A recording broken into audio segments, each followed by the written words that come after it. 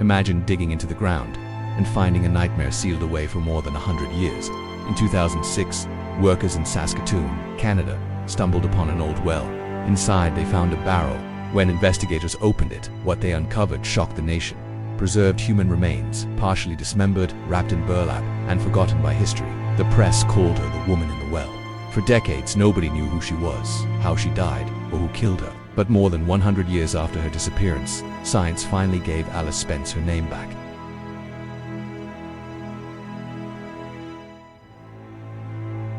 It was June 2006. Crews were excavating a site in Sutherland, Saskatoon, once home to the Old Shore Hotel, demolished in 1927. While digging, workers came across a sealed well. Inside was a rusted barrel, strangely heavy, and authorities pried it open. The contents were chilling. A human skeleton, partially dismembered, carefully stuffed inside. The body was wrapped in a burlap sack, along with fragments of clothing. Investigators noted the style of the clothes: a fitted jacket, a long skirt dating back to the 1910s. They even discovered a broken necklace and pieces of men's clothing inside the barrel. But the biggest clue wasn't physical, it was the condition of the remains. The woman had been intentionally hidden. This was no accident. This was murder. The discovery shocked Saskatoon. Who was this woman? Why had she been buried in such a gruesome way? And more importantly, why had her story vanished for nearly a century? Authorities had more questions than answers.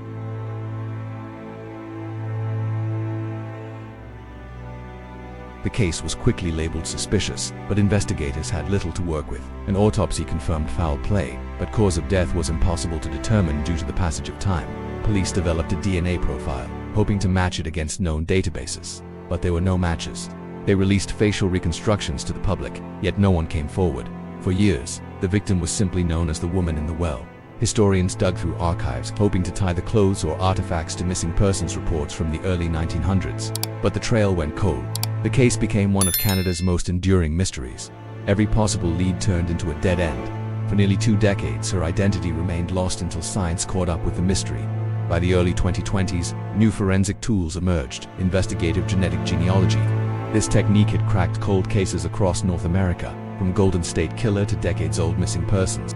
Saskatoon police hoped it could do the same for their mystery woman. In 2023, they submitted DNA from the remains to Othram, a Texas-based lab specializing in genetic genealogy. The results would change everything.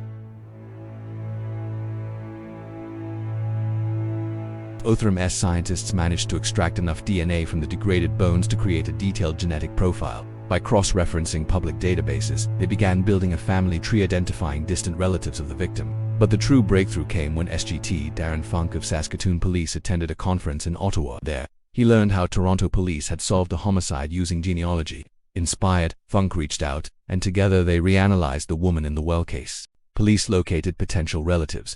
DNA samples were collected, compared, and confirmed. Piece by piece, the mystery woman's identity emerged.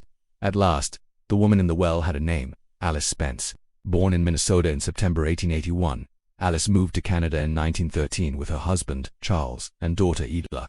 Census records showed her alive in 1916, but after that she disappeared. By 1921, Charles and Idella were listed living with a housekeeper. Alice was gone. Historians pieced together that the family home had burned down in 1918. Investigators now believe Alice was killed between 1916 and that fire in 1918. Her body was hidden in the well, sealed away as if her existence could be erased.